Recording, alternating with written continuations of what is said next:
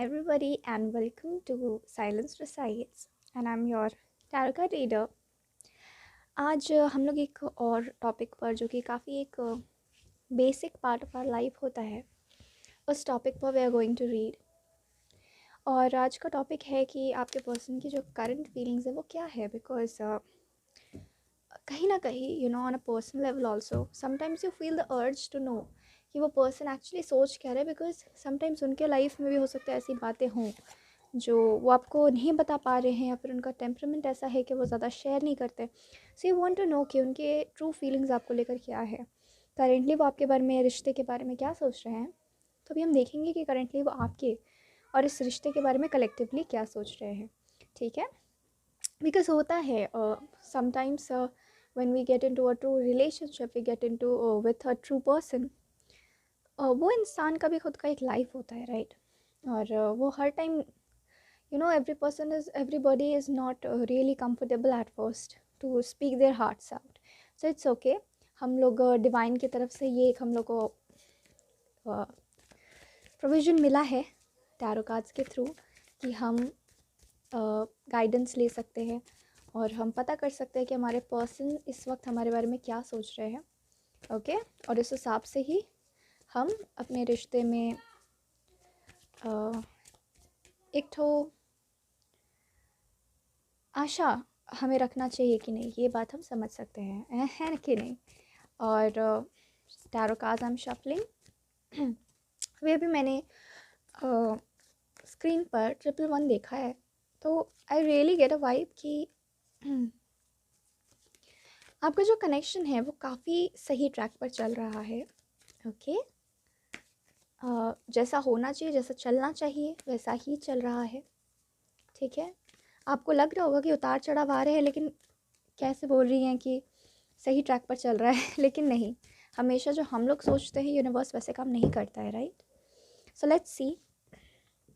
Okay, as I was telling, I was getting the vibe of the 7 of swords. I was getting the vibe कि कुछ बहुत अच्छा नहीं चल रहा है आप लोगों के कनेक्शन पे। अभी सारे कार्ड स्प्रेड कर लेते हैं, then will know the whole story. और ये बहुत बड़ा रीडिंग नहीं होने वाला, ये एक छोटा सा ही रीडिंग होने वाला है, just current feelings update. We have the 5 of swords, the fool. I told you ना, आपका रिलेशनशिप एक सही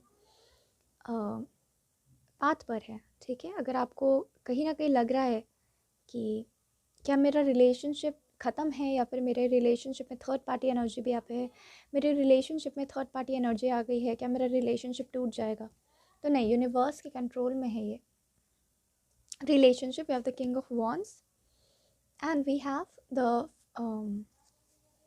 okay fine 3 of swords. Swords का एनर्जी बहुत है यहाँ पर, and at the back of the deck we have ace of cups. Okay,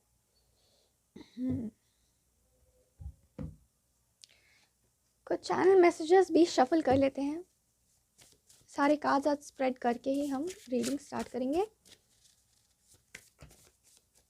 okay, number 1, what energy I am getting is intuitively कि आपके पर्सन आपसे बोलना बहुत कुछ चाहते हैं लेकिन वो खामोश है।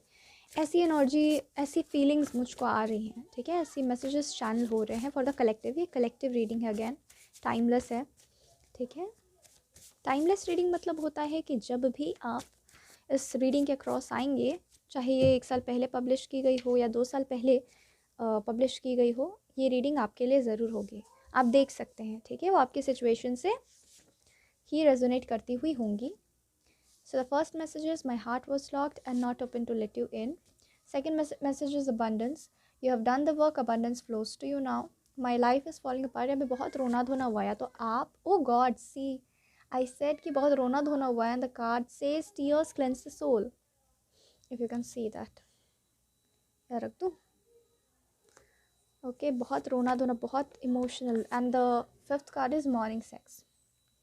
ओके, और बैक ऑफ द डेक में है our love deserved happy ending. Okay, सबसे पहले what energies I am getting is कि आप दोनों का जो रिश्ता है वो काफ़ी ही सूथिंग रिश्ता for the collective I can see रहा है। ठीक है, बहुत सूदिंग रिलेशनशिप रहा है आप दोनों का। और यहाँ पे बहुत पॉजेज हैं, यहाँ पे आप लोग बात नहीं करते हो, आप बोलते बोलते रह जाते हो सकता है खामोशी खामोशी में बातें आप कर लेते हो। और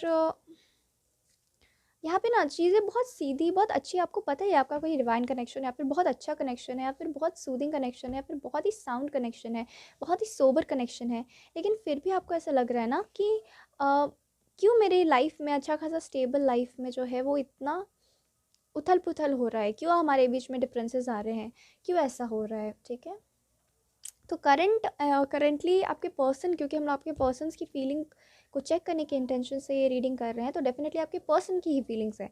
ओके, और कहीं ना कहीं आप भी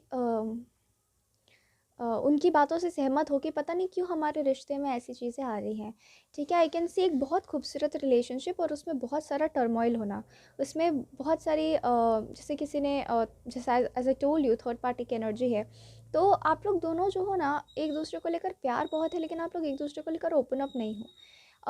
यहाँ पे जो एनर्जीज आ रही है आपके पर्सन की करंट फीलिंग्स की, तो वो ये बोलना चाहते हैं कि मुझे दिन भर अगर मेरे 24 घंटे हैं मेरे पास, तो उसमें सारा का सारा वक्त अगर मुझे किसी बिलवड के बारे में सोचना होता है तो वो तुम ही होती हो।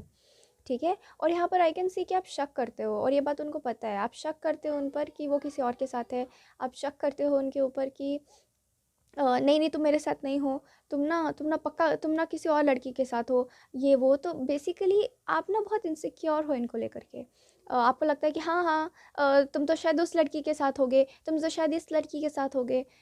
इस तरीके की एनर्जी यहाँ पर दिख रही है, और इसलिए आपको एडवाइस दिया जा रहा है, divine advice that surrender the denial. आप क्या हो ना, आप मान ही नहीं रहे हो कि कोई आपसे इतना प्यार कर सकता है, लेकिन वो बहुत परेशान है ये पर्सन, आई कैन सी। और आपके रिश्ते के लिए वो बस इतना ही बोल रहे हैं कि our love deserve a happy ending, give me a chance.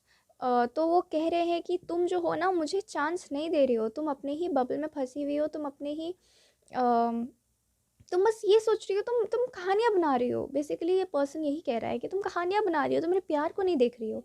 S of cups है बैक ऑफ द डेक में। तुम्हें क्यों लग रहा है कि मैं किसी और के साथ हूँ, वो आपको होश में लेकर आना चाहते हैं। ठीक है ना, बात बात पे आप रोते भी होगे, बात बात में शक भी करते होगे, कभी उनके पास आ जाते होगे, कभी चले जाते होगे, तो उनको बहुत ही तकलीफ है इस बात को लेकर के। ठीक है, और वो कह रहे हैं हाँ शुरुआत में ऐसा हुआ था, that my heart was locked because I was also going through a lot of things, why don't you just accept our love. Because वो बहुत इमोशनल है when it comes to sexual encounters also आपके साथ। और वो कह रहे हैं कि मैं तुम्हारे साथ सुकून भरा ज़िंदगी बिताना चाहता हूँ, और तुम क्यों ऐसे, क्यों नहीं मान रही हो मेरे प्यार को, क्यों नहीं एक्सेप्ट कर रही हो कि हम लोग सच में we are in love and we should move on with each other. ठीक है, तो आपको बोला जा रहा है यहाँ पे डिवाइन एडवाइस है कि surrender to receiving support and love. आप जो हो वो लव से भाग रहे हो, और आपको करेंटली यही एडवाइस दिया जा रहा है कि आप लव के साथ लव के सपोर्ट में आप रहो।